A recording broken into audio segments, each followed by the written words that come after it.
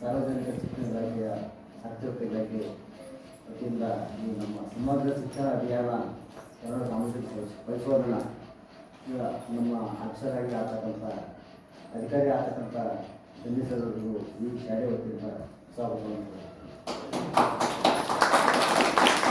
ಅದೇ ರೀತಿ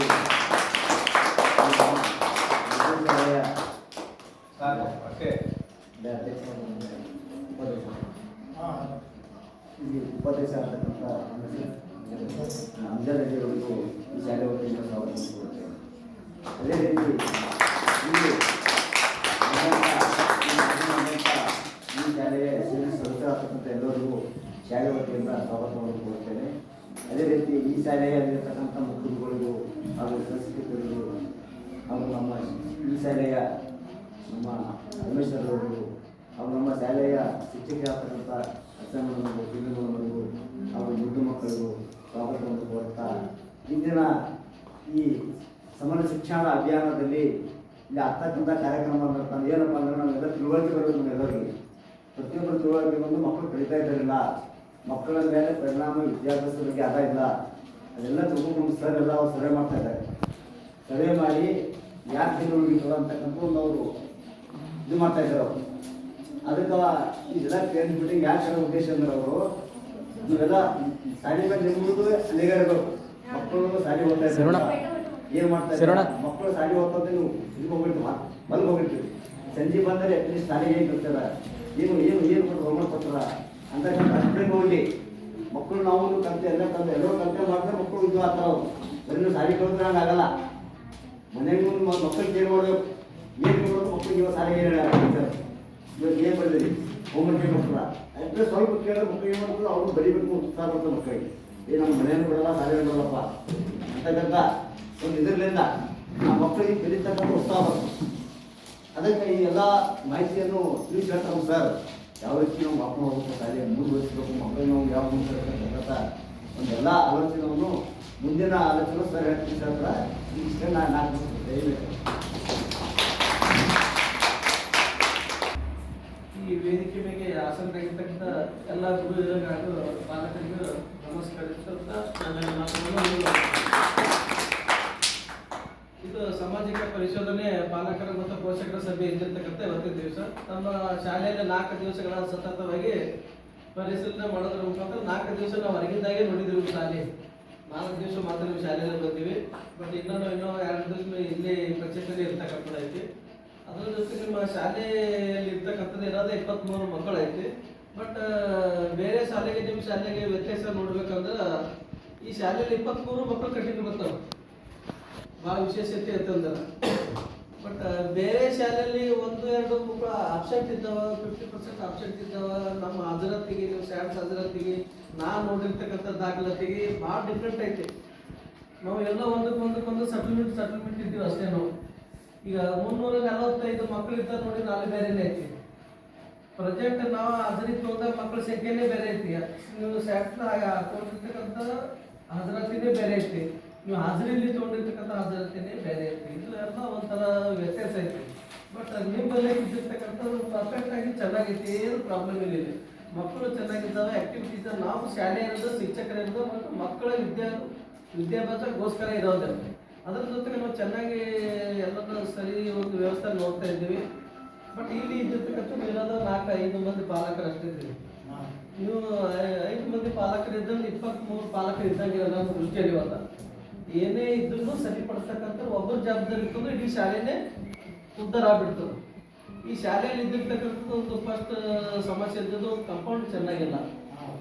ಅಲ್ಲಿ ಮೂಲೆಯಲ್ಲೆಲ್ಲ ಬಿಟ್ಟಿರ್ತಕ್ಕಂಥದ್ದು ಹಂದಿಗಳು ಓಡಾಡ್ತಿರ್ತಾವ, ಅದು ಗಲೀಜು ಮಾಡ್ತಾ ಇದ್ದಾವ. ಬಟ್ ಸ್ವಲ್ಪ ಕ್ಲೀನ್ ಆಗಿಲ್ಲ, ಯಾಕಂದ್ರೆ ವ್ಯವಸ್ಥೆ ಸರಿಯಾಗಿಲ್ಲ ಬಿಟ್ಟು ಕ್ಲೀನ್ ಆಗಿಲ್ಲ.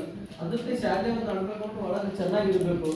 ಶಾಲೆ ಮತ್ತು ಸ್ವಚ್ಛತೆ ಇಲ್ಲ. ಆ ಶಾಲೆಯ ಸುತ್ತಮುತ್ತಲ ಸ್ವಚ್ಛತೆ ಇರ್ಬೇಕಂದ್ರೆ ನಾವು 3 ಬಗ್ಗೆ ಕಾಳಜಿ ವಹಿಸಬೇಕು. ಬಟ್ ಟೀಚರ್ಸ್ ಅಲ್ಲಿ, ಆಫೀಸರ್ ಅಲ್ಲಿ, ಸರ್ಕಾರದವ್ರಿಗೆ ಮಾಡ್ತಾರಂತ ಏನಲ್ಲ. ಸರ್ಕಾರದವ್ರು ಇದ್ರೆ ನಾವು ಮಕ್ಕಳಿಗೆ ವಿದ್ಯಾಭ್ಯಾಸ ಕೊಡಿಸ್ತಾ ಇದ್ದಾರೆ. ಅವರು ಚೆನ್ನಾಗಿ ಆ ವಿದ್ಯಾಭ್ಯಾಸ ಕೊಡೋದ್ರಲ್ಲಿ ಏನೋ ಲೋಪದೋಷ ಆಗಿತ್ತು ಅಂದ್ರೆ ಅದ್ರ ಬಗ್ಗೆ ಸರಿಪಡಿಸಬಹುದು.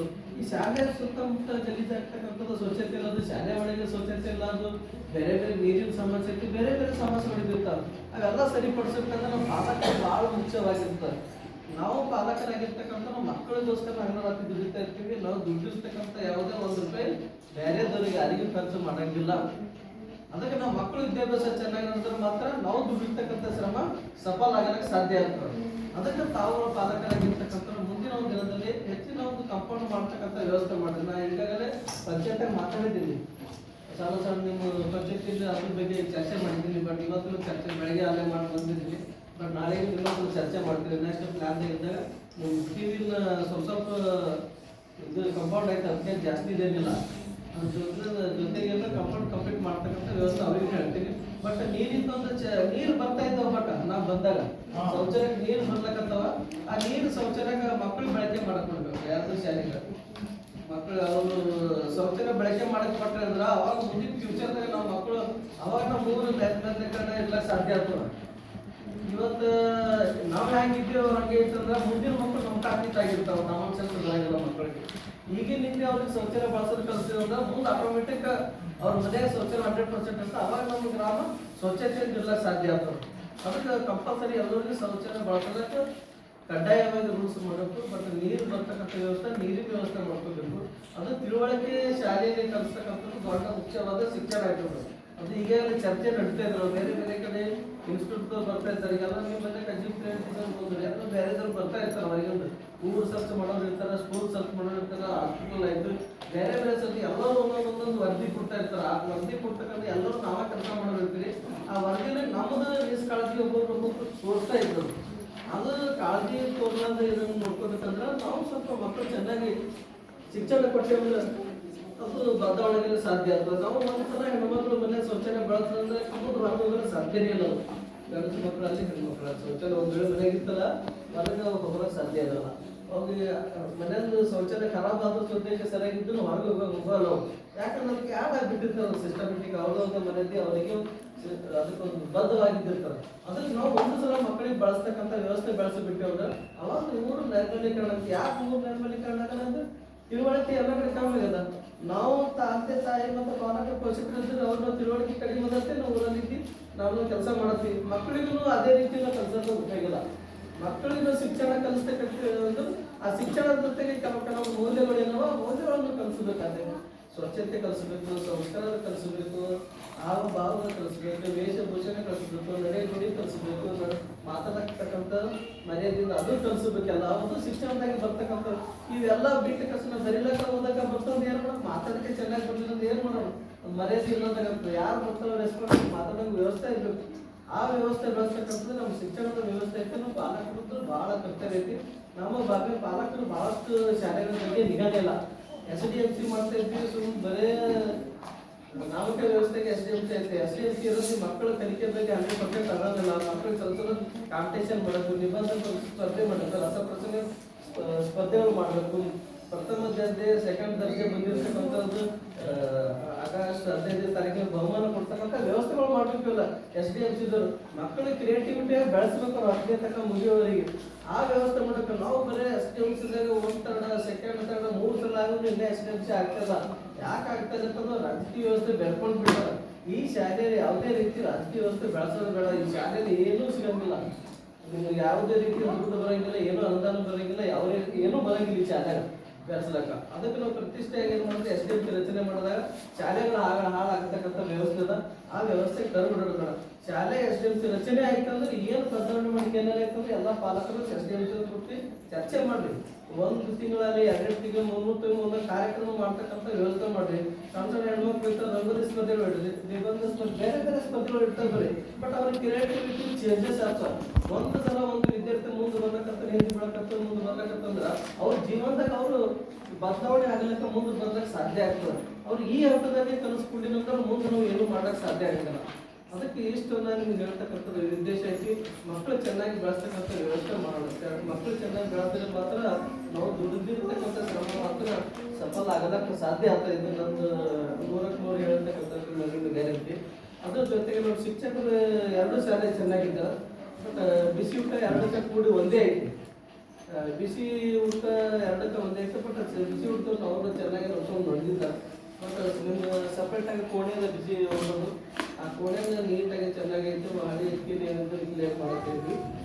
ವ್ಯವಸ್ಥೆ ಊಟದ ವ್ಯವಸ್ಥೆ ಒಂದೇ ನೀಟಾಗಿ ಸಿಸ್ಟಮೆಟಿಕ್ ಎಲ್ಲ ನೀರಿನ ವ್ಯವಸ್ಥೆ ಮಾಡ್ತಕ್ಕಂಥ ವ್ಯವಸ್ಥೆ ಮಾಡಿ ಏನು ಸಣ್ಣ ಪುಟ್ಟ ತಪ್ಪಿದ್ದನ್ನು ನಾವು ಸರಿಪಡ್ತಕ್ಕಂಥ ವ್ಯವಸ್ಥೆ ಮಾಡ್ತೀವಿ. ಫೆಸಿಲಿಟಿ ಏನು ಬೇಕಂತ ಬೇರೆ ಬೇರೆ ವ್ಯವಸ್ಥೆ ಮಾಡುತ್ತೀವಿ. ಈಗಾಗಲೇ ನಿಮ್ಮ ಕಿರಿಯ ಪ್ರಾಥಮಿಕ ಶಾಲೆ ಕಾಲಕ್ಕೆ ಶ್ರೇಷ್ಠ ಅಂತ ಯಾವುದು ಯೋಜನೆ ನಮ್ಮ ಆಳ್ಮೆಗೆ 4 ಅಥವಾ 5 ಆಗಿರ್ತದ. ಅದು ನಾವು ಬೇರೆ ಬೇರೆ ಸ್ಕೂಲ್ ಇದಕ್ಕಿಂತ ಭಾರಿ ಸ್ಟ್ಯಾಂಡರ್ಡ್ ಆಗಿದ್ದಾವ. ಇಲ್ಲೇ ಒಳಗೆ ಸ್ಟ್ಯಾಂಡರ್ಡ್ ಐತಿ, ಬೇರೆ ಬೇರೆ ನೋಡಿದ್ವಿ. ಅವ್ರು ಡಿಜಿಟಲ್ ಆಗಿಬಿಟ್ಟಾವ ಎಲ್ಲತ್ತು. ಅವ್ರ ಸ್ಕೂಲ್ನ ಒಳಗಡೆ ಹೋದ್ರೆ ಡಿಜಿಟಲ್ ಐತಿ, ಎಲ್ಲ ಕಂಪ್ಯೂಟರ್ ಎಲ್ಲ ಸಿಸ್ಟಮೆಟಿಕ್ ಚೇಂಜಸ್ ಐತಿ. ಅದಕ್ಕೆ ಇನ್ನೂ ಹೆಚ್ಚಿನ ಬದಲಾವಣೆ ಆಗುತ್ತೆ. ನಮ್ಮ ಮಕ್ಕಳಿಗೆ ಏನು ಕ್ರಿಯೇಟಿವಿಟಿ, ಅವ್ರಿಗೆ ಏನು ಫೆಸಿಲಿಟಿ ಸಿಗ್ತದೆ, ಅವಾಗ ಅವರು ಮಾನಸಿಕವಾಗಿ ಸ್ವಲ್ಪ ಚೇಂಜ್ ಆಗ್ತಾರೆ. ಅದು ಬುದ್ಧಿಮಟ್ಟ ಹೆಚ್ಚಾಗಿತ್ತಂದ್ರೆ ಅವಾಗ ನಮ್ಮ ಮಕ್ಕಳು ಬದಲಾವಣೆ ಆಗಲಿಕ್ಕೆ ಚಾನ್ಸ್ ಇರ್ತಾವೆ. ಅದಕ್ಕೆ ನಾವು ಪಾಲಕರಾಗಿರ್ತಾರೆ, ನಾವು ಮಕ್ಕಳಿಗೆ ಏನು ಹೇಳಬೇಕು, ಮುಂದೆ ಬೆಳವಣಿಗೆ ಹ್ಯಾಂಗೆ ಮಾಡಬೇಕು, ಅವ್ರ ಭವಿಷ್ಯ ಹೆಂಗಿರ್ಬೇಕು ಅದ್ರ ಬಗ್ಗೆ ತಿಳಿಸ್ಬಿಡ್ಬೇಕು. ನೀವು ದಿನನಿತ್ಯ ಕಷ್ಟಪಡ್ತಿರ್ತೀರಿ, ನಿಮ್ಮ ಕಷ್ಟದಿಂದ ಅವ್ರು ಮುಂದೆ ಬರೋಂಗಾಗಬೇಕು. ನಿಮ್ಮ ಕಷ್ಟ ನೋಡಿ ನಿಮ್ಮಂಗೆ ಎಂದು ಬೆಳೆಸ್ಬಾರ್ದು ಮಕ್ಕಳಿಗೆ. ನಮ್ಮ ತಾಯಿ ತಂದೆ ಕಷ್ಟಪಡಕಂತ ನಮಗನ್ನೋದು ಮಕ್ಕಳಿಗೆ ಅರಿವು ಆಗಬೇಕು. ಅದು ಅರಿವು ಆಗಲಿಲ್ಲ ಅಂದ್ರೆ ಸುಮ್ಮನೆ ಟೈಪಾಸ್ ಊಟ ಮಾಡೋದು ತಿನ್ನೋದು ಶಾಲೆ ಆಗೋದು ಇಷ್ಟೇ ಆಗ್ಬಿಡ್ತದೆ. ಅವನಿಗೆ ಅದ್ರ ಬಗ್ಗೆ ಅರಿವೇ ಇಲ್ಲ. ನನ್ನ ತಾಯಿ ತಂದೆ ಕಷ್ಟಪಟ್ಟು ನನಗೆ ಬೆಳೆಸಕತ್ತಾರ, ನಾ ಎಲ್ಲ ಬೇರೆ ನನ್ನ ಜೀವನ ಬಂದು ಬದಲಾವಣೆ ಆಗ್ಬೇಕನ್ನೋದು ಅವ್ರು ಕಲಿಸ್ಬೇಕಾದ್ರೆ ತಾಯಿ ತಂದೆ ಪದೇ ಪದೇ ಮಕ್ಕಳಿಗೆ ಹೇಳಬೇಕು. ಯಾಕೆ ಮಕ್ಕಳಿಗೆ ಜಾಸ್ತಿ ಹೇಳಬೇಕಂದ್ರೆ ನಾವು ಕಲ್ತಿರ್ತಕ್ಕಂಥವ್ರಿಗೆ 6 ತಿಂಗಳಿಗೆ ಒಂದ್ಸಲ ನಮಗ ಮುಂಪರ್ ಪರಿಚಯ ಮಾಡ್ತಾರೆ ಸರ್ಕಾರ. ಮತ್ತೊಂದ್ಸಲ ತರಬೇತಿ ಕೊಡ್ತಾರೆ, ಮತ್ತೊಂದ್ಸಲ ತರಬೇತಿ ಕೊಡ್ತಾರೆ. ಈ ಮನುಷ್ಯರಿಗೆ ಮರುಗಳಿಕೆ ಜಾಸ್ತಿ ಇದ್ದಂಗೆ ತರಬೇತಿ ನೀಡ್ತಾರೆ. ಅದಕ್ಕೆ ಮಕ್ಕಳಿಗೆ ನಾವು ಹೇಳಿರ್ತಕ್ಕಂಥದ್ದು ಭಾಳ ಜಲ್ದಿ ಮರಿತಾ ಇರ್ತಾರೆ. ಮರ್ಯಾದೆ ಆಗಿದ್ರೆ ಪ್ರತಿ ಸಲ ಒಂದೊಂದ್ಸಲ ಹೇಳ್ಕೊಂಡು ಜೀವನ ಬಗ್ಗೆ ಅರಿವು ಮೂಡಿಸಿರಿ. ಈ ಪುಸ್ತಕದಲ್ಲಿ ಇದ್ದಿರ್ತ ಸಮಾಜದ ಬಗ್ಗೆ ಅರಿವು ಮೂಡಿಸಿರಿ. ಈ ಸಮಾಜದಲ್ಲಿ ಇದ್ದಿರ್ತಕ್ಕಂಥ ಘಟನೆ ಬಗ್ಗೆ ಎಲ್ಲ ಮೆಟ್ಟಿಕಸ ನಿಂತು ಅವ್ರ ಮುಂದೆ ಅವ್ರ ಭವಿಷ್ಯದಾಗ ಬದಲಾವಣೆ ಆಗ್ತಕ್ಕಂಥ ವ್ಯವಸ್ಥೆ ಮಾಡ್ತಕ್ಕಂಥ ಎಲ್ಲ ವ್ಯವಸ್ಥೆ ಪಾಲಕರಿಗೆ ಹೆಚ್ಚಿನ ಜವಾಬ್ದಾರಿ ಇರಬೇಕು. ಅದರ ಜೊತೆಗೆ ನಮ್ಮ ಶಿಕ್ಷಕರಾಗಿರ್ತಾರೆ ಎಲ್ಲ ಮಕ್ಕಳನ್ನು ನಿಮ್ಮ ಮಕ್ಕಳಂತೆ ನೋಡ್ಕೋಬೇಕಷ್ಟೇ. ನಿಮ್ಮ ಮಕ್ಕಳಂತೆ ನೋಡ್ಕೊಂಡಾಗ ಮಾತ್ರ ಎಲ್ಲ ಮಕ್ಕಳ ಭವಿಷ್ಯ ಚೆನ್ನಾಗಿರ್ಲಕ್ಕೆ ಸಾಧ್ಯ ಆಗ್ತದೆ. ಅದಕ್ಕೋಸ್ಕರ ತಾವೆಲ್ಲರೂ ಬಂದಿದ್ದು ಇವತ್ತಿನ ದಿವಸ ಮಕ್ಕಳು ಕಡಿಮೆ ಇದ್ದಿರ್ತಕ್ಕಂಥ ಈ ಎಲ್ಲ ಮಕ್ಕಳು ದೊಡ್ಡ ಆಫೀಸರ್ ಆಗಿರ್ತಕ್ಕಂಥ ವ್ಯವಸ್ಥೆ ನಮಗೆ ನಾನು ಕನಸಿನ ಪ್ರಕಾರ. ಯಾಕಂದ್ರೆ 300-400 ಮಕ್ಕಳು ಇದ್ದಲ್ಲ ಕಲಿತಲ್ಲಿ ಅವ್ರ ವ್ಯವಸ್ಥೆನ ಚೆನ್ನಾಗಿ ಮೇಂಟೈನ್ ಮಾಡಿದಾರೆ ಅಂತ. ನಿಮ್ಗೆ ಇರೋದು 23 ಮಕ್ಕಳು, ಒಂದು 23 ಮಕ್ಕಳು ಬೇರೆ ಬೇರೆ ಆಫೀಸರ್ ಇರಬೇಕು. ಅಲ್ಲಿರೋದು ಅನ್ನೋದು ಸ್ವಲ್ಪ ಮಕ್ಕಳು ಆಯ್ತು ಅಷ್ಟೇ. ಈ ಮಕ್ಕಳು ಚೆನ್ನಾಗಿ ಮುಂದುವರೆದಿರೋ ಚೆನ್ನಾಗಿ ಬೆಳೆದು ಅಂದ್ರೆ ಮಾತ್ರ ಶಾಲೆಯಲ್ಲಿ ಇದ್ದಿರ್ತಕ್ಕಂಥ ಪಾಲಕರ ಹೆಸರು ಬರ್ತದೆ, ಶಿಕ್ಷಕರ ಹೆಸರು ಬರ್ತದೆ, ಕಲಿಸಿರ್ತಕ್ಕಂಥ ಎಲ್ಲ ಗುರುಗಳ ಹೆಸರು ಬರ್ತದೆ. ಅದಕ್ಕೆ ತಾವು ಮುಂದಿನ ದಿನದ ಮಕ್ಕಳ ಬಗ್ಗೆ ಹೆಚ್ಚಿನ ವಿದ್ಯಾಭ್ಯಾಸದ ಬಗ್ಗೆ ಹೆಚ್ಚಿನ ಗಮನ ಕೊಡ್ರಿ. ಅವ್ರ ಫೆಸಿಲಿಟಿ ಬಗ್ಗೆ ಗಮನ ಕೊಡ್ರಿ. ಪುಸ್ತಕದಲ್ಲಿ ನಡೀತಕ್ಕಂಥ ಸಮಾಜದ ಬಗ್ಗೆ ದುರ್ಘಟನೆ ಬೇರೆ ವ್ಯವಸ್ಥೆ ಬೇಕು, ಮುಂದೆ ಯಾವ ರೀತಿ ಬದುಕಬೇಕು, ಆತ್ಮಹತ್ಯೆ ಬಗ್ಗೆ ಎಲ್ಲ ಪಾಲಕರ ಮಕ್ಕಳು ತಿಳಿಸ್ಕೊಟ್ರೆ ಮಾತ್ರ ಅವ್ರ ಭವಿಷ್ಯ ಮುಂದಿನ ದಿನಗಳ ಉಜ್ವಲವಾಗಿರ್ಲಿಕ್ಕೆ ಸಾಧ್ಯ ಆಗುತ್ತೆ ಅಂತ ನಾನು ಮಾತು ನಮಸ್ಕಾರ.